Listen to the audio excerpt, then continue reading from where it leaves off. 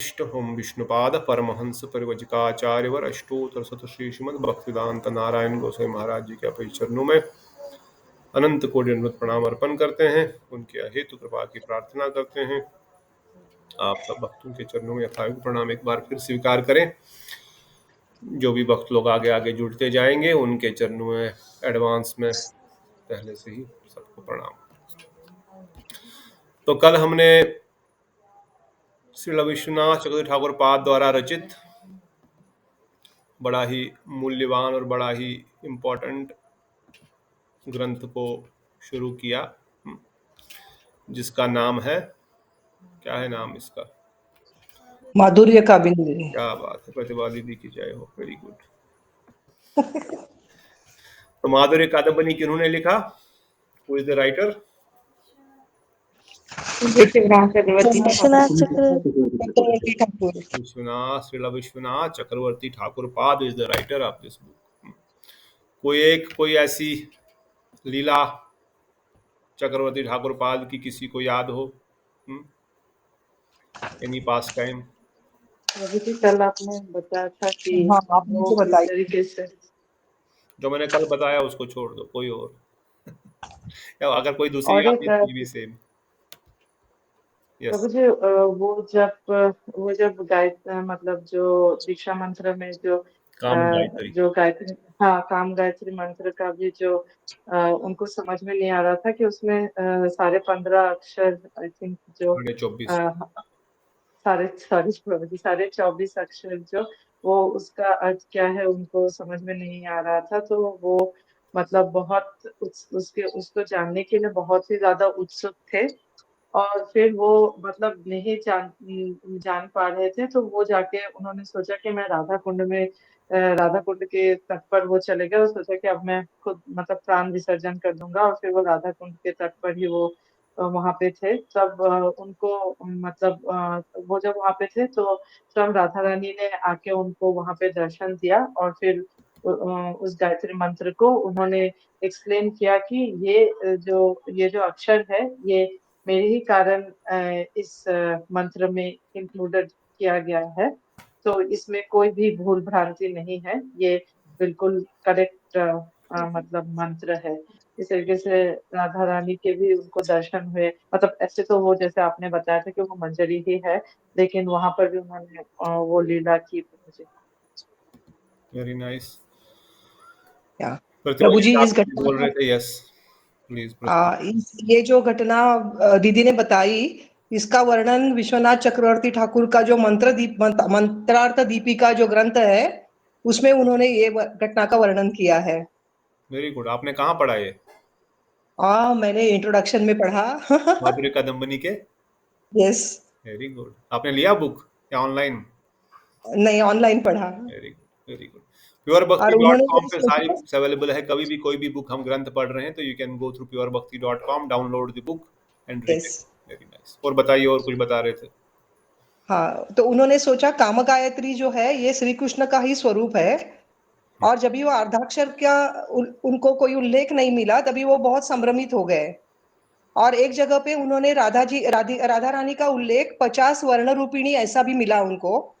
तो इसके लिए उनका संभ्रम जो था और भी बढ़ गया। और जबकि कविराज गोस्वामी जी ने ये सब लिखा है तो ये कोई गलत तो नहीं हो सकता, ये तो उनको पता था। और ये जो गोस्वामी ने श्री कृष्ण का जो वर्णन किया है, तो उनके कहने से श्री कृष्ण जी का जो मुख है वो प्रथम पूर्ण चंद्र है। दोनों गाल जो है वो 2 पूर्ण चंद्र है। ललाट पे जो चंदन बिंदु है वो चौथा पूर्ण चंद्र है। और चंदन बिंदु के नीचे जो ललाट का अंश दिखता है वो अष्टमी का अर्ध चंद्र है। ऐसे उनका वर्णन किया गया है। तो ये 4.5 हो गए और 10 उंगलियां हाथ की चरणों की 20 हो गई, 24.5 इट कम्स। Very true. बहुत सुंदर दीदी ने पढ़ा। तो देखिए भक्तों को कितना विरह होता है जब वो किसी एक श्लोक का अर्थ भी नहीं, कुछ एक पॉइंट उसमें नहीं समझ पा रहे हैं। ये आधा चंद्र बिंदु कहाँ गया? इतना विरह इस चीज को समझने के लिए, इस चीज को जानने के लिए कि वो राधा कुंड में अपना देह त्याग करना चाहते हैं। मैं अगर जिस मंत्र को मैं उपासना कर रहा हूं, जिस मंत्र को मैं जप रहा हूं, जिस मंत्र का जो स्वयं कृष्ण का स्वरूप है, स्वयं कृष्ण स्वयं राधा ठाकुरानी को प्रदान करने, सेवा प्रदान करने वाला है, प्रेमा भक्ति देने वाला है, गोलोक वृंदावन धाम देने वाला, उस मंत्र के अर्थ को ही मैं अगर नहीं समझ पाया तो मैं क्या मंत्र करूंगा? मेरा जीवन का लक्ष्य ही क्या है? तो अब हमने जान सुना कैसे स्वयं श्रीमती राधा ठाकुरानी उनके सामने प्रकट होकर के उनको ये बताया, इस सो एंड सो ग्रंथ में जाकर के आप इसका वर्णन पढ़ो, इसका समझो, आपको प्राण त्यागने की आवश्यकता। देखो राधा रानी कितनी दयालु, अपने भक्तों के लिए वो साक्षात प्रकट होकर के उनको ये बता रही है। और फिर जब राधा रानी के प्रति वो भाग रहे उनका, पर उन्होंने कहा नहीं, अभी जिस कार्य के लिए तुमको भेजा गया है वो कार्य तुमको पूरा करना है तो नित्य परिकर, जैसे देवेश दीदी बोले। परंतु फिर भी इस चीज को समझने के लिए कि कितना इंपॉर्टेंट है यह भक्ति मार्ग में हर वस्तु को ठीक से समझना और फिर हृदय में धारण करना। तो ये हमने घटना सुनी, कल हमने शेर की घटना सुनी, फिर हमने उनको मारने की घटना सुनी। तो what we are trying to establish one point in every katha as and when we talk कि always remember he is not a common person, वो कोई साधारण व्यक्ति नहीं है, मेरे जैसा आपके जैसा कोई बद्धजीव नहीं है जो संसार के थपेड़ों के कारण यहाँ पर आए हुए हैं, अपने कर्म को भोगने के लिए संसार में आए हुए नहीं। वो नित्य मुक्त है, भगवान के नित्य परिकर है, किसी कार्य विशेष के लिए उनको भेजा गया है। जिस परिक्रिया रस को फिर से लुप्त कर दिया गया था, जिस रूप गोस्वामी की विचारधारा महाप्रभु जिस चीज को प्रदान करने आए थे, कीर्तन चरितामृत में वर्णन करते हैं, जिस चीज को चैतन्य महाप्रभु प्रदान करने आए थे वो जब फिर से लुप्त होने लग गया, तब जाकर के चक्रवर्ती ठाकुर पाद फिर से आ गए।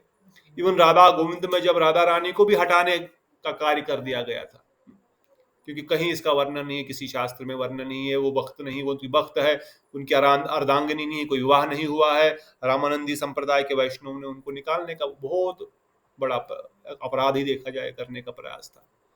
तब उन्होंने अपने शिष्य बलदेव विद्याभूषण को भेज करके कैसे शास्त्रार्थ में उनको समझाया। और इतना ही नहीं, शास्त्र चलो ठीक है, कोई शास्त्रार्थ तो कोई भी कर सकता है, वेदांत के ऊपर कमेंट्री, वेदांत सूत्र के ऊपर कमेंट्री, जिसको शंकराचार्य को भी कई साल लग गए थे लिखने में, और उन्होंने कहा already Bhagavatam is natural commentary of Vedanta Sutra, but नहीं, हमको आपका गौड़ीय भाष्य चाहिए। गौड़ीय भाष्य क्या है? तब स्वयं गोविंद ने उनको सुनाया और उन्होंने लिखा। विश्वनाथ ठाकुर पाद के शिष्य बलदेव, विश्वनाथ भक्त साथ बलदेव जगन्नाथ तारा प्रिय श्री भक्ति विनोद, गुरु परंपरा में हम जब गाते हैं सुबह, विश्वनाथ ठाकुर पाद के शिष्य बलदेव विद्याभूषण ने स्वयं भगवान गोविंद ने उनको बताया आप कमेंट्री लिखो वेदांत सूत्र पे, इसलिए नाम पड़ गया गोविंद भाष्य, क्योंकि स्वयं गोविंद की भाषा है, स्वयं गोविंद, राधा गोविंद प्रकट होकर के उनको बोल रहे हैं। तो यू कैन इमेजिन कौन से भक्तों की बात हम कर रहे हैं, किस स्तर की बात कर रहे हैं इस कथा में। तो वही चक्रवर्ती ठाकुर पाद ने इस ग्रंथ को हम सब जीवों के कल्याण के लिए हमको इसको प्रदान किया, और इसका नाम है माधुर्य कादम्बनी। माधुर्य शब्द से क्या अर्थ है? What is the meaning of माधुर्य?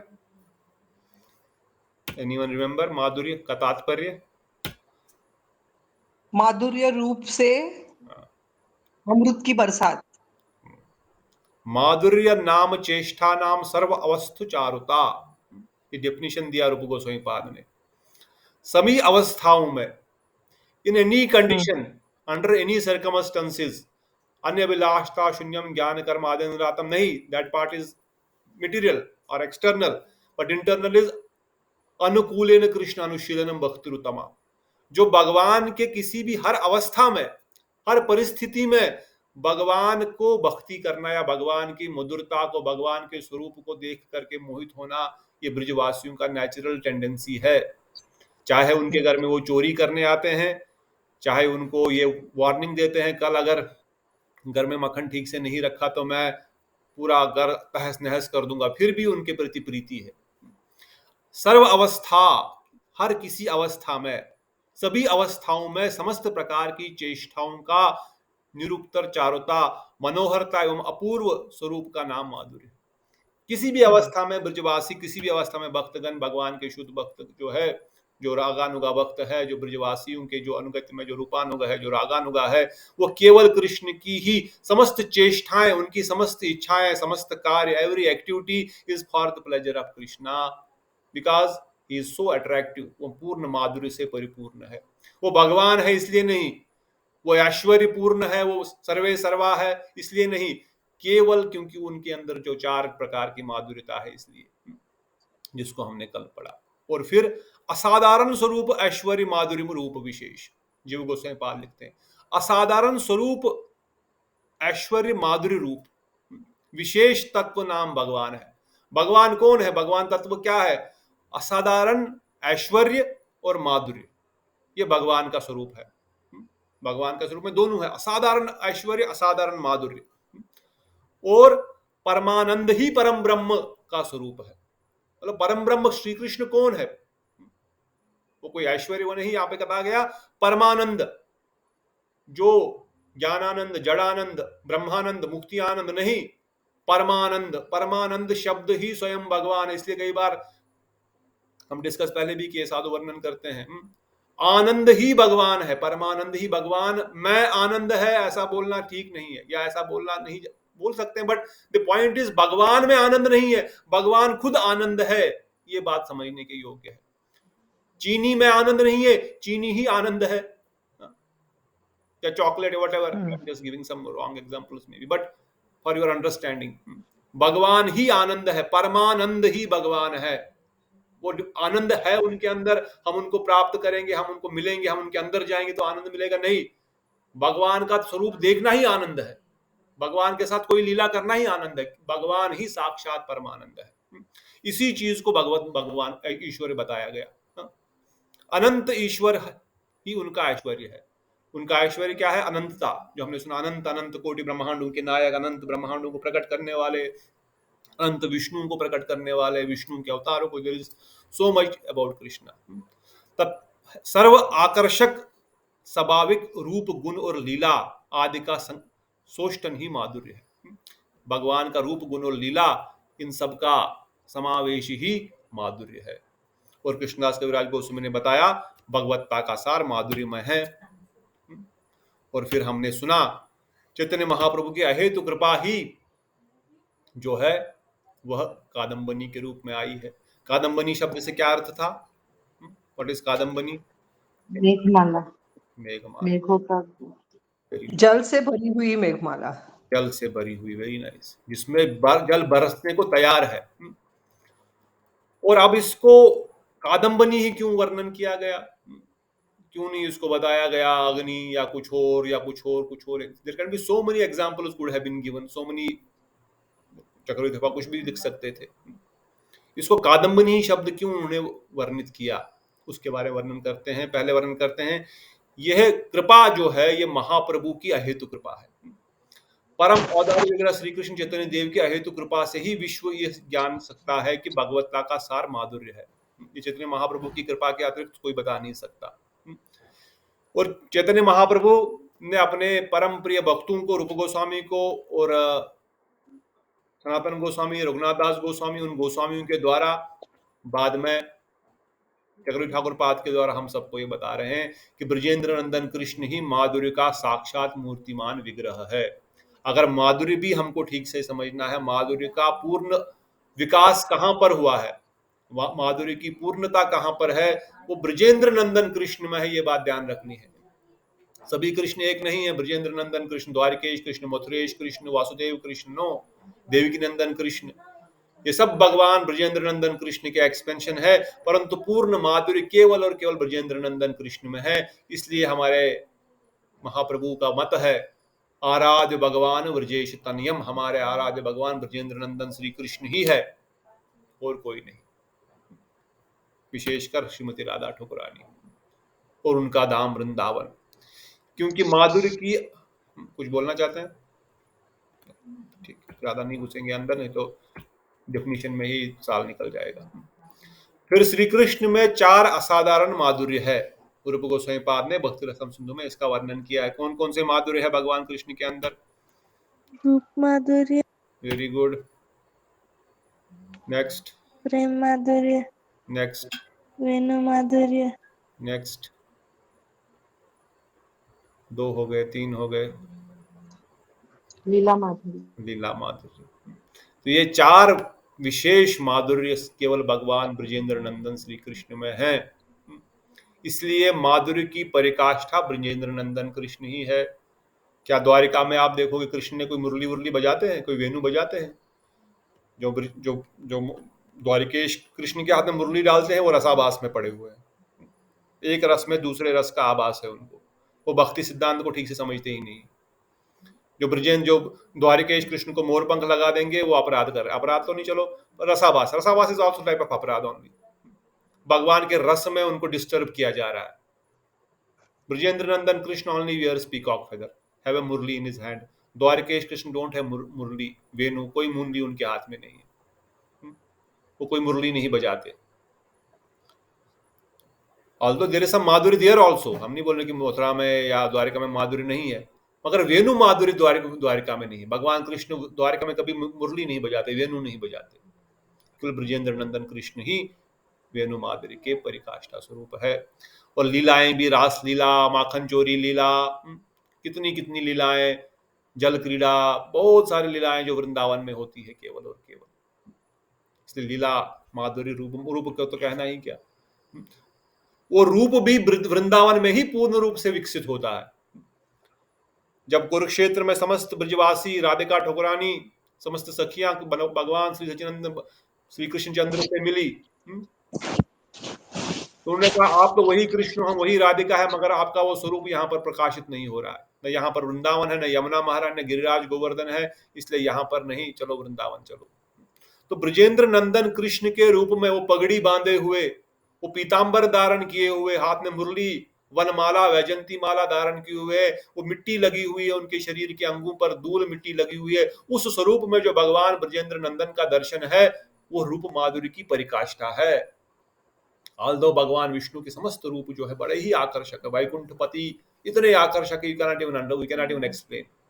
और रामचंद्र के रूप में तो हमने देखा कैसे रामचंद्र, इवन नैमिषारण्य, इवन दंडीकारण्य के ऋषि, कैसे कैसे जीव आकर्षित हुए, कितना आकर्षण भगवान रामचंद्र में है। और फिर कृष्णचंद्र के रूप में वो तो स्वयं भगवान है, बाकी तो अवतार है, ये तो स्वयं भगवान है, उनमें कितना आकर्षण होगा, वो कितने आकर्षक है, वो सर्व आकर्षक, इसलिए नाम कृष्ण शब्द का अर्थ है सर्व आकर्षक। परंतु वो सर्व आकर्षकता भी वृंदावन धाम में ही पूर्ण रूप से प्रकाशित होती है। अस्त्र शस्त्र धारण किए, बाजू में बाजूबंद लगाए हुए, आसन पे बैठे हुए, मुकुट लगाए हुए भगवान कृष्ण चंद्र जो है, उस रूप में माधुर्य में उतनी माधुरता नहीं है जितनी पगड़ी बांधे हुए, मोर पंख लगाए हुए, पीतांबर धारण किए हुए हैं, किसी पेड़ की तलहटी में बैठे मुरली वादन कर रहे हैं, मयूर पंछी, you can even just imagine, सही में वो माधुर्य की परिकाष्ठा होगी। तो रूप माधुर्य वृंदावन में ही चारों पूर्ण प्रकाशित होती है। और प्रेम का तो कहना ही क्या, हम जानते हैं जो मनुष्यों को नहीं मिला, जो बाकी किसी भी स्थान पर जो भक्तों को नहीं प्राप्त हुआ, वो वृंदावन में प्राप्त हुआ। बृहद भागवत अमृत में हमने ऑलरेडी बड़ी डिटेल में डिस्कस किया हुआ है।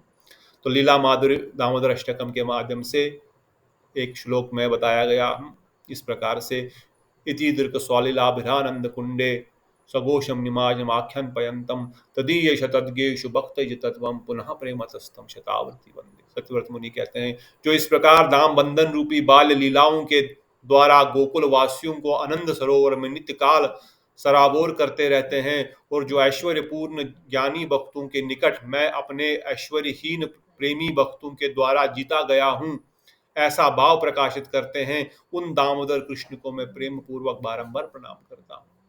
वो प्रकाशित कर रहे हैं कि मैं अपने प्रेमी भक्तों द्वारा जीता गया हूं, मेरे भक्त मुझ पे कंट्रोल कर रहे हैं, मैं भक्तों पे कंट्रोल नहीं कर सकता। Although I am the supreme personality, but now my devotees have controlled me. ये उनकी लीला का माधुर्य का just one simple example, there are so many example, just one example. प्रेम माधुर्य का एग्जांपल वेणु गीत, गीत गोविंद, इन सब ग्रंथों में दिया गया। You can read, anyone want to read. Govind Govind में क्या वर्णन किया गया है, पढ़िए। स्मर गरल खंडन मम शिरसि मंडनम देहि पद पल्लव मुदारम। हे प्रिय, अपने मनोहर चरण किसलय को मेरे मस्तक पर आभूषण स्वरूप अर्पण करो। कि अपने प्रेम में विभोर होकर के भगवान इवन ये कह रहे हैं कि आपके चरण में अपने सर पर रख लूं। अपना मुकुट उन्होंने राधा ठाकुरानी के चरणों में रख दिया। और वेणु माधुर्य गीत गोविंद का ये श्लोक, just may be read the meaning anyone. Venu Geet, sorry not गीत, वेणु गीत। हे सखी, यह पृथ्वी कृष्ण के पाद पद्मों के चिन्हों से सुशोभित होकर अपनी सर्वश्रेष्ठ कीर्ति का विस्तार कर रही है। यहाँ मयूरगण श्री कृष्ण की वेणु ध्वनि का श्रवण कर मानो मेघ गर्जन हो रहा है। इस भाव में मत होकर नृत्य करते हैं और गोवर्धन सानुदेश में अन्य अन्य प्राणी भी आनंद से जड़वत हो गए हैं। अतएव वृंदावन इस समय तो वैकुंठ भी अधिक पृथ्वी की कीर्ति का विस्तार कर रहा है। तो गोपियां वर्णन कर रही है, एक सखी दूसरे सखी से वर्णन कर रही है किस प्रकार भगवान की वेणु की ध्वनि का गर्जन होने से इवन मेघ नृत्य कर रहे हैं, किस प्रकार से इवन पक्षी पंछी सब लोग आनंद में विभोर हो रहे हैं। तो रूप माधुर्य अगेन फ्रॉम वेणु गीत, भगवान के स्वरूप का वर्णन। प्रभु जी क्या वरापीडम नटवर्बपु कर्ण्योकर निकारन विप्रभासम कनकपिशम वेजयंती च मालम रंधान वेणुर अधर सुधया पूर्ण गोपवृंदे विंदारण्यम स्वपद रमणम प्राविशित गीत कीर्ति। श्याम सुंदर अपने सखा गोप बालकों के साथ वृंदारण्य में प्रवेश कर रहे हैं। उनके सिर पर मयूर का पुच्छ, कानों में कनेर का फूल, सुवर्ण जैसा चमकता पीला पीतांबर और गले में 5 प्रकार के सुगंधित पुष्पों से ग्रथित घुटनों तक लंबी मनोहर वनमाला विराजमान है। रंगमंच पर सुंदर अभिनय करने वाले नटवर का सुंदर वेश है। वेणों के छिद्रों से अपना अधरामृत प्रवाहित कर रहे हैं। उनके पीछे पीछे ग्वाल बाल उनकी कीर्ति का गान कर रहे हैं। इस प्रकार बैकुंठ में भी अति रमणीय यह वृंदावन धाम उनके शंख चक्र आदि लक्षणों से युक्त चरण कमलों के चिन्हों से अंकित होकर और भी सुशोभित हो गया है। भगवान का स्वरूप का थोड़ा सा वर्णन किया गया है, कैसे वैजंती माला धारण किए हुए हैं, कैसे ग्वाल बाल उनके साथ है। तो भगवान के रूप माधुर्य का, उनकी वेणु माधुर्य का, उनकी लीला माधुर्य का असंख्य कथाएं, असंख्य लीलाएं हैं। So our objective is not here, if you want to read you can read Anand Vrindavan Champu, जिसपे स्वयं चक्रवर्ती ठाकुर पाद ने कमेंट्री किया हुआ है, जो कवि कर्णपुर ने उसको लिखा और चक्रवर्ती ठाकुर पाद ने उस पर कमेंट्री किया। बहुत सुंदर आनंद वृंदावन चंपू ग्रंथ। तो भगवान की लीलाओं में डूबना है। ग्रंथों की तो कमी नहीं है, समय की ही कमी हमारे पास है, और आनंद की भी कोई कमी नहीं है इन सब वस्तुओं में।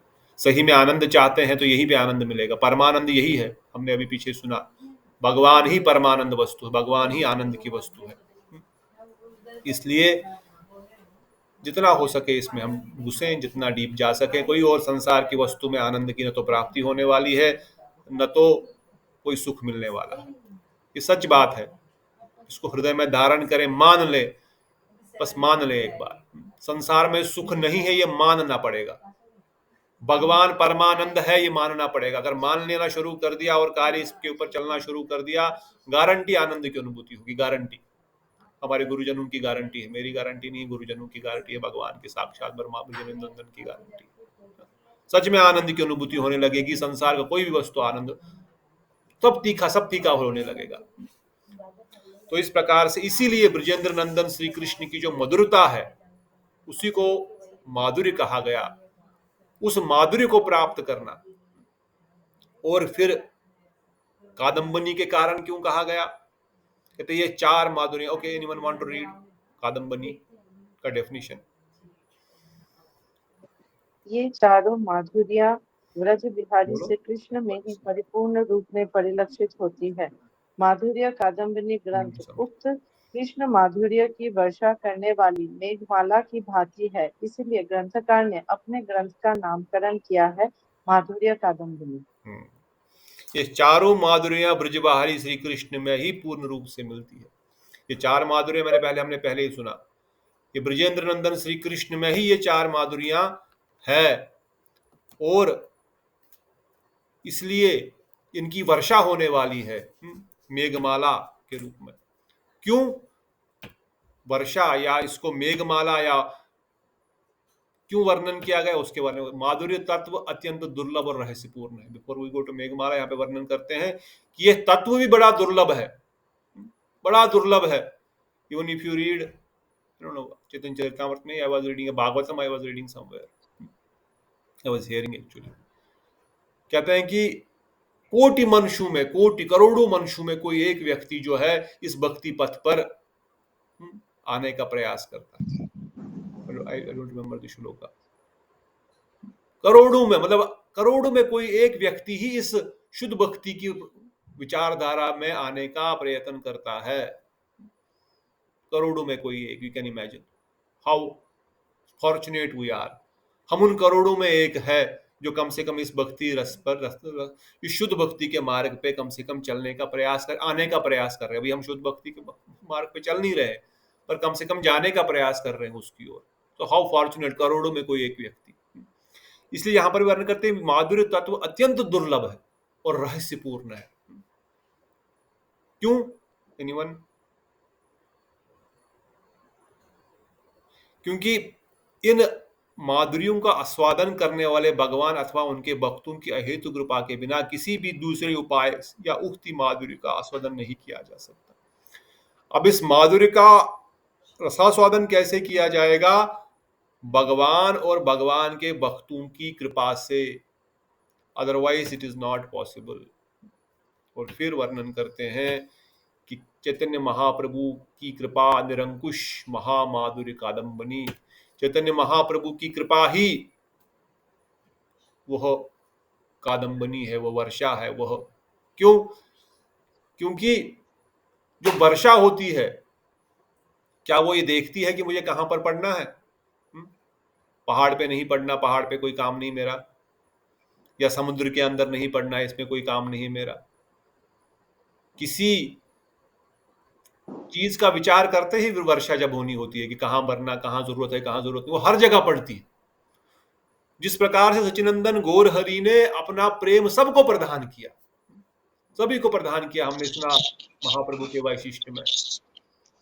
उस मछुआरे को भी प्रदान किया, उन पेड़ों को भी प्रदान किया, झारखंड के जंगलों के उन चीता पत्थर सबको प्रदान किया, अलरनाथ ने पत्थर को प्रदान किया। सचिनंदन गौरहरि की कृपा छोटे बच्चे से लेकर के किसी भी हर व्यक्ति को मिल गई।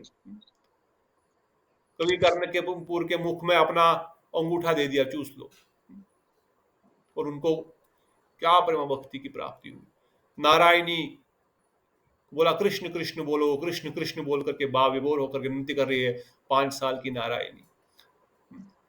वो मछुआरा, वो महाप्रभु की कृपा जिस प्रकार निरंकुश है, मतलब अंकुश मतलब अनकंट्रोल्ड, इसमें कोई अंकुश नहीं लगाया गया, इसको देना है, इसको नहीं देना, इसकी क्वालिफाइड है, ये क्वालिफाइड नहीं है, हर व्यक्ति को ये दी जा सकती है, हर व्यक्ति के लिए है ये।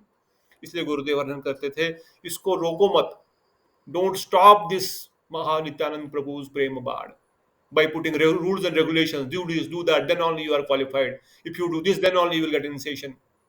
You must be serious, shraddha should be there, seriousness should be there, but not making it complex. क्योंकि महाप्रभु की कृपा निरंकुश है, सबके लिए है, सबको देने के लिए महाप्रभु आए हैं, और इन आचार्यों के माध्यम से बार बार अपने परम भक्तों को भेज रहे हैं ताकि हम सब लोग इसको प्राप्त कर सके। और क्यों वर्षा, क्यों कादम्बनी के ही रूप में इसको वर्णित किया गया? तो कहा गया इसका कारण क्या है? मेघमाला तो जल रूपी अमृत को बरसाकर भूमि पे पड़े हुए बीजों को अंकुरित करती है, किंतु महाप्रभु की कृपा रूपी मेघमाला भक्ति संस्कार रूपी बीज का मूल रहित उस पर हृदय काम क्रोध लोभ आदि क्षेत्र में भी भक्ति बीज उत्पन्न, उसे अंकुरित प्रफुल्लित एवं पुष्पित कर प्रेम फल प्रदान करती है। जिस प्रकार से जब ग्रीष्म ऋतु आती है, जब गर्मी आती है, या उस समय जब वर्षा गिरती है धरती पर, तो किस प्रकार से वो समस्त जीवों को,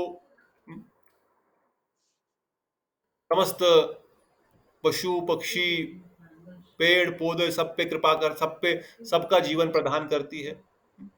उसी प्रकार से ये जो कृष्ण महाप्रभु रूपी कृपा जो है, साधकों के हृदय क्षेत्र में नवदा भक्ति के रूप नवीन कोमल शस्य समूह में जीवन शक्ति प्रदान करती है। अभी हम जो भक्त नए नए भक्ति में आए हुए हैं, हम लोग भक्त नए नए भक्ति में हैं, साधकों के हृदय क्षेत्र में नवदा भक्ति को उदय करती है। नवदा भक्ति मतलब जो हमने सुना, व्हाट इज नवदा भक्ति? नवदा भक्ति के अंग, एनीवन रिमेंबर? श्रवण, कीर्तन, स्मरण, वंदन, वंदन 4, खाद्य सेवन, पाद सेवन 5, स्मरण, स्मरण हो गया, श्रवण कीर्तन सिमरन वंदन पाद सेवन दास्यम 7, दास्यम, दास्यम, साख्यम, आत्मनिवेदन, आत्मनिवेदन। आत्मनिवेदन। तो महाप्रभु की ये कादम्बनी रूपी वर्षा, ये मेघमाला, ये जो वर्षा है, यह साधकों के हृदय में नवदा भक्ति को सुशोभित करती है, उसको शक्ति प्रदान करती है। उनके अपने उदय और प्रारंभिक अवस्था में ही सुख भोग और कामना वासना रूपी ग्रीष्म ऋतु के तीव्र ताप को दूर करने वाली है। माधुर्य कादम्बनी क्या करने वाली है? जिस प्रकार से हमारे हृदय में कामनाएं भरी पड़ी है, we want to enjoy this material world, we want to enjoy senses, हमें जड़ सुख में बड़ा आनंद आता है, बड़ा आनंद आता है।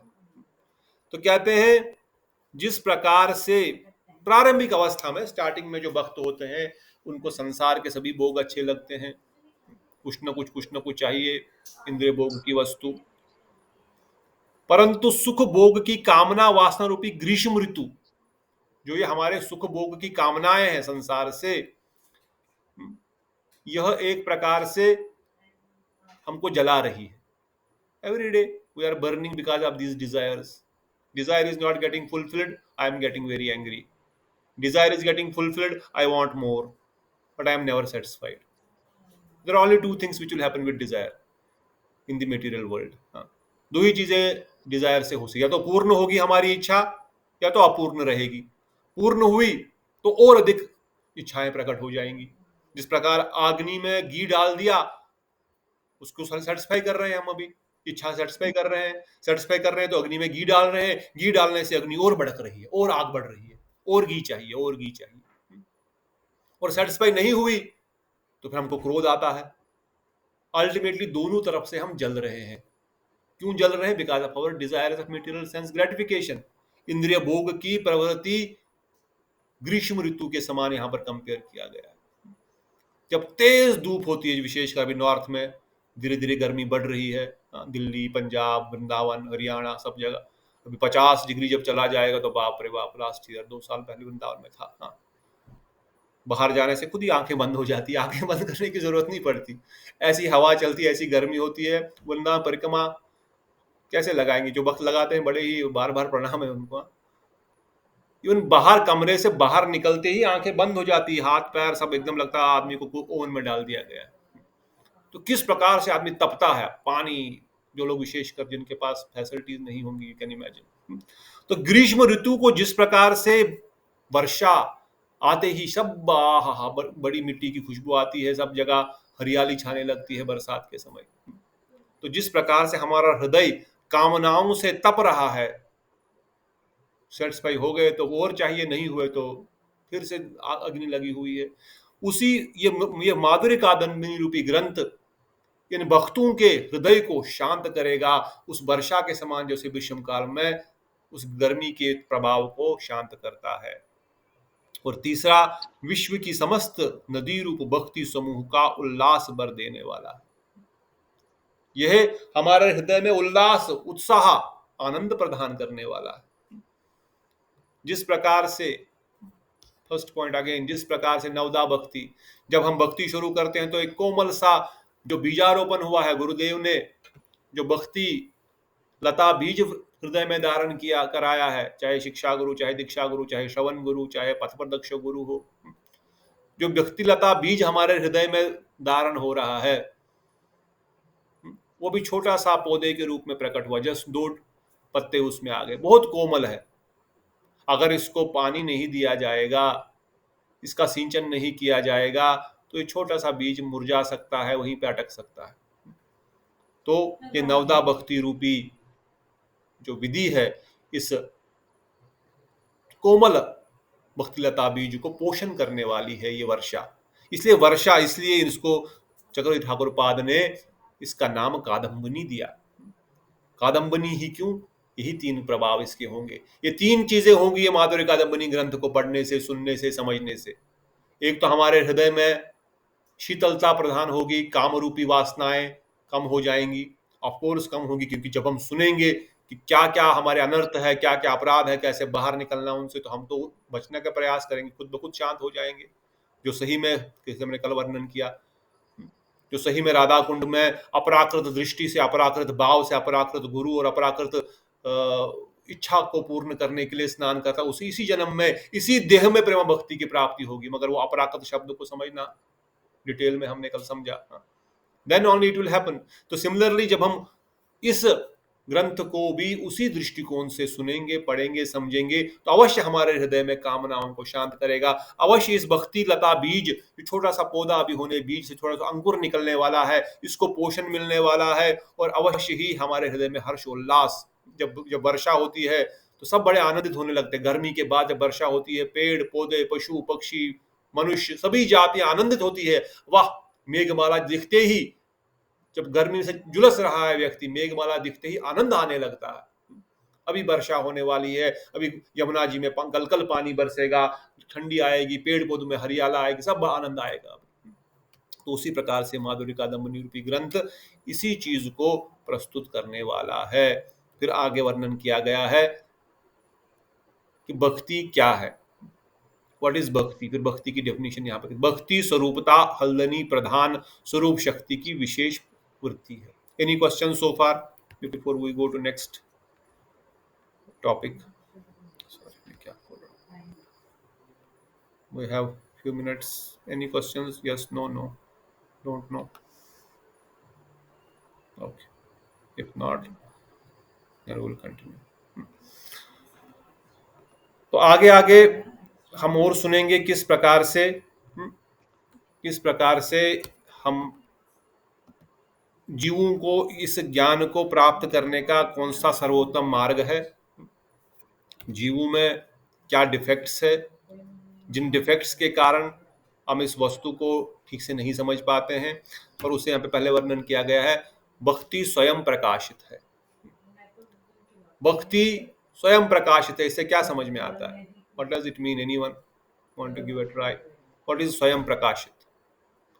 स्वयं प्रकाशित और कोई वस्तु? Any example? We discussed one day. स्वयं प्रकाश, सूर्य। वेरी गुड, भक्ति याद रखते हैं। सूर्य स्वयं प्रकाश है। और जो स्वयं प्रकाश नहीं है उसकी कोई एग्जाम्पल? चंद्र। Very nice. दिया, we have to light it. चंद्र।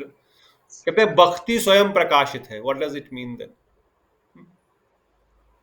स्वयं प्रकाशित से क्या समझा हम? भक्ति को हृदय में लगाने के लिए कोई सोर्स की जरूरत नहीं होती, ये जन्म के साथ ही आता है, स्वप्रकाशित है ऐसा। और कुछ बोल सकते हैं? हाँ ठीक है, to some extent, no problem. उसमें सारे गुण रहते हैं। सारे गुण रहते हैं भक्ति में, वेरी गुड।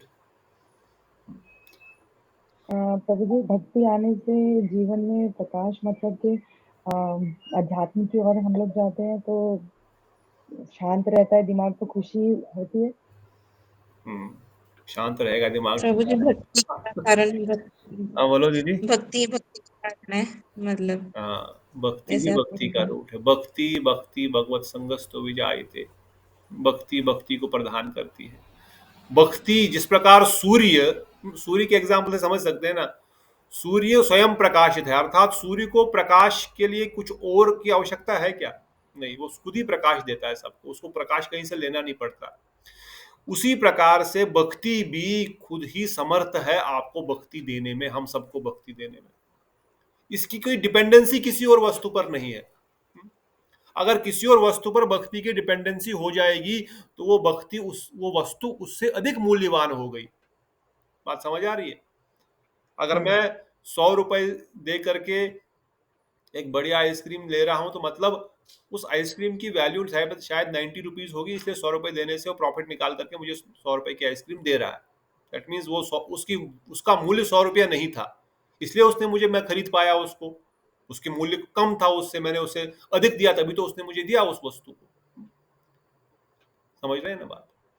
उसी प्रकार से अगर भक्ति किसी और चीज से मिल सकती है हमको, अगर हम बोलेंगे भक्ति ज्ञान से मिलेगी, तप से मिलेगी, नाम ये तपस्या से मिलेगी, व्रत से मिलेगी, जप से मिलेगी, तो फिर तो जप और अधिक बलवान हो गया भक्ति से, फिर तो तपस्या बलवान हो गई भक्ति से। समझ रहे हैं बात? इसलिए भक्ति is not depend upon anything, भक्ति इज डिपेंड ओनली ऑन भक्ति। तो बाकी चीजें क्यों करते हैं? बाकी चीजें क्यों की जाती है? अगर भक्ति किसी डिपेंडेंट ही नहीं है तो जब क्यों करना है, एकादशी व्रत क्यों रखना है भाई, ये वृंदावन परिक्रमा क्यों करनी, तपस्या क्यों करनी, सूर्य उठ के मंगला आरती क्यों करनी इतना सुबह सुबह उठ करके भाई? What is this? 1 घंटा 1.5 घंटा मजा आता है सुबह 4 बजे सोने में, सबसे आनंद तो उसी समय सोने का आता है। हम लोग क्यों सुबह उठ के 3 बजे 2 ही बजे मठ में भक्त लोग उठ जाते हैं, 2-2:30 बजे? Why are we doing all this? प्रभु जी, वो सब एक टूल है जो भक्ति करने में सपोर्ट करते हैं, या भक्ति को कंटिन्यू करने में। ठीक है। और कुछ तर्क वितर्क? Will cover it as we move forward. तो यहाँ पर भक्ति को बताया गया, भक्ति जो है भगवान की आह्लादनी शक्ति का स्वरूप है। भक्ति में ही कहा गया, भागवत में कहा गया है क्या? मनुष्य मात्र के लिए भगवान अधोक्ष के चरण कमलों की अहेतु भक्ति को ही परम धर्म कहा गया है। वे अहेतु अर्थात बिना किसी कारण से उदित होने वाले और निर्बोध गति से अर्थात बिना किसी बाधा से उदित होती है। सवाय पुंसो परो धर्मा यथो भक्तिर अधोक्षजे, अहेतु की अपृहता ये आत्मा सुप्रसिद्ध थी। Now understand the second line. वो अहेतु की अर्थात बिना किसी कारण से उदित होने वाली और निर्बद्ध गति से अर्थात बिना किसी बाधा के उदित होने वाली है। भक्ति बिना किसी कारण से उदित होगी और बिना किसी अवरोध के, बिना किसी रुकावट के आगे बढ़ेगी। तो उदय अब होगी कैसे? आगे प्रश्न पूछा गया। यदि भक्ति सौ प्रकाश एवं सच्चिदानंदमय है तो साधुओं की जड़ इंद्रियों में वो कैसे आविर्भूत होगी? अगर भक्ति भगवान की आह्लादनी शक्ति है, भगवान की अंतरंगा शक्ति है, भगवान की शक्ति है, और हम सब बद्ध जीव है, हमारी इंद्रिया भी जड़ है, जड़ मतलब डेड है, dead matter. So how can a dead matter access live thing? एक मृत, एक डेड वस्तु एक जीवित वस्तु को कैसे प्राप्त कर सकते? बात समझ आ रही ना? एक चिन्मय वस्तु, एक सच्चिदानंदमय वस्तु भक्ति है, और हमारी समस्त इंद्रियां जड़ है, ये आंखें, ये नाक, ये कान, ये सब, तो यही भी आत्मा निकल जाएगी तो इसकी कोई वैल्यू ही नहीं, ये तो मिट्टी में मिल जाएगा, इसका इट हैज नो पावर। सो इस जड़ वस्तु जिसका कोई पावर ही नहीं है, वो उस पावरफुल वस्तु को कैसे धारण कर सकती है? पिछली बार हमने इसको डिस्कस किया था एक बार in one discussion in Sunday class. Yes प्रभु जी, जैसे क्योंकि ये सब चिन्मय है और हमारी जो मतलब हम जड़ है, लेकिन जिस तरीके से अपने एग्जाम्पल भी वही पिक्चर से भी एग्जाम्पल दिया था कि जैसे लोहा भी अगर हम गर्म करने में रख देंगे तो वो लोहा गर्म हो जाता है। तो हम भी अगर अपने कर्ण से श्रवण करेंगे भगवान की चिन्मय कथाओं का, मुख से भगवान के चिन्मय नाम कीर्तन और प्रसाद सेवन करेंगे, तो वो तब हम उन मतलब भगवान के चिन्मय जो भक्ति है उसे प्राप्त कर सकते हैं। मतलब भगवान के संसर्ग में आने से, कथाओं के भक्ति के संसर्ग में आने से जड़ वस्तु भी चिन्मय हो गई। जैसे दीदी ने बताया, लोहे की इस रॉड को हमने अग्नि के अंदर रखा, अब ये लोहे की रॉड ही अग्नि बन गई। It is now non different from fire, it has same qualities as fire, जिसमें इसमें प्रकाश भी है, इसमें दाहकता भी है, इसमें बर्निंग पावर भी है। मैग्नेट से इस लोहे को घिसा, इसमें मैग्नेटिक प्रॉपर्टीज आ गई। अब ये लोहा मैग्नेट नहीं था, मगर ये लोहा भी सेम काम, ये भी चुंबक का काम करने लगेगा अभी। तो ये चिन्मय, ये जड़ इंद्रियां चिन्मय वस्तु के संसर्ग में आने से चिन्मय हो गई है। जब तक चिन्मय वस्तु के संसर्ग में, तब तक चिन्मय रहेंगी। हटा दो, अग्नि से बाहर निकाल दो, फिर से वही क्वेश्चन। पर ये क्वेश्चन दूसरा यहाँ पर ये उत्तर उठता है, इस पे हम यहीं पर हम रुकेंगे। चलो ठीक है, मान लिया, हमने मान लिया कि भाई ठीक है, अभी चिन्मय हो गया, अभी इंद्रियां चिन्मय हो गई। जो भक्ति भगवान को अपने आनंद में वशीभूत कर लेती है, उसका लक्षण क्या है? चलो ये before that one more question is, अथवा उनके मतवादियों के भक्ति के संबंध का क्या मत है? जो भक्ति भगवान को अपने आनंद से वशीभूत कर लेती है, भक्ति तो भगवान को भी वशीभूत करती है। कृष्ण आकर्षणी चशा, शुद्ध भक्ति का लक्षण। It even attracts even Krishna. What to speak of, अभी हमारे मंदिर में एक प्रभु जी आए थे, गौतम प्रभु, पिछली कथा में बीच में आते, तो बोल रहे कि मैं जब भजन करने लगता हूँ थोड़ा सा सीरियसली, तो सब चीजें खुद ब खुद आना शुरू हो जाती है, धन भी, मान भी, प्रतिष्ठा भी, सब कुछ संसार के भोग, आई डोंट नो, फिर मैं छोड़ देता हूँ, मैं कम करने लगता हूँ, ये सब बार बार आ जाते हैं मेरे पास। मैंने कई बार इसको अनुभव किया है, बता रहे थे। It is a fact, it happens. कानक कामनी मान प्रतिष्ठा विल डिफॉल्ट कम, अगर नाम अपराध बढ़ रहा है तो। नाम अपराध बढ़ने का लक्षण यही है, संसार की उपलब्धियां बढ़ती जाएंगी, बढ़ती जाएंगी।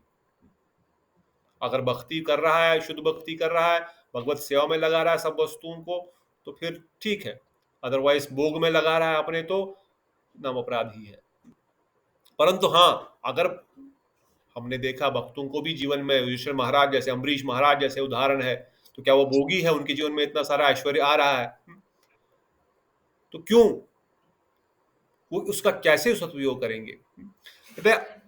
अगर ये चीजें प्राप्त हो सकती, तो जब भगवान को आकर्षित भक्ति करती है, तो what to speak of material things, ये तो भगवान को भी आकर्षित करने वाली है। तो भक्ति भगवान को आनंद से वशीभूत कर लेती है, उसका लक्षण क्या है? What is the symptom? उसके लक्षण कैसे हैं? और बाकी मतवादी इसको कैसे मानेंगे? तो उत्तर में बताया गया, भक्ति ही भक्ति को भगवान के निकट ले जाती है। भक्ति ही भक्त को भगवान के निकट लेके जाती है। भक्ति ही भक्त को भगवान का दर्शन कराती है। भगवान भक्ति के ही वशीभूत है। भक्ति ही सर्वश्रेष्ठ है। भगवान भक्ति के वशीभूत है। साधन भक्ति रसाम सिंधु का श्लोकों के द्वारा। और बाकी मतवादियों के बारे में क्या बताएंगे? It is now little bit detailed. Sankhya Yoga की, सांख्यवादियों का मत नॉट एक्सेप्टेड। निर्विशेष ब्रह्मवादी का मत not accepted. Why not? Will discuss tomorrow और may be next time. Why it is not accepted निर्विशेष ब्रह्मवादियों का मत? इन सब मतों में स्वरूप शक्ति आनंद और बाकी सब जो दोष है, या जो उसमें जो कमियां हैं, दोष तो नहीं बोलेंगे, जो कमियां हैं, जो लिमिटलेस है, उस वस्तु को भक्ति में वो सब नहीं है। तो will try to get into more detail when we go next on this topic. So अभी हम इतना समझें कि महाप्रभु की कृपा रूपी वर्षा, निरंकुश, यही कादम्बनी है। भगवान का माधुर्य, ब्रजेंद्र नंदन श्री कृष्ण चिनंदन गौर हरि में ही पूर्ण रूप पूर्ण माधुर्य है। इसलिए माधुर्य कादम्बनी की ये डेफिनेशन है। और माधुर्य कादम्बनी क्या करेगी? ये ग्रंथ हमको क्या प्रदान करने वाला है? किन 3 वस्तुओं को प्रदान करने वाला है? What are the 3 things will happen with Madhurya Kadambani when we study, when we do this? जो नवदा भक्ति का उत्पन्न होने वाला है, काम और वासना से जो तापित होते हैं, हम उस ताप को शांत करने वाले हैं। और जिस तरीके से मतलब जैसे नदी के स्वरूप और ऐसे वर्षा होने पर नदी भी जिस तरीके से प्रफुल्लित हो जाती है, तो उस भक्ति रूपी नदी में भी मतलब ज्यादा प्रफुल्लित हो जाने वाले हैं।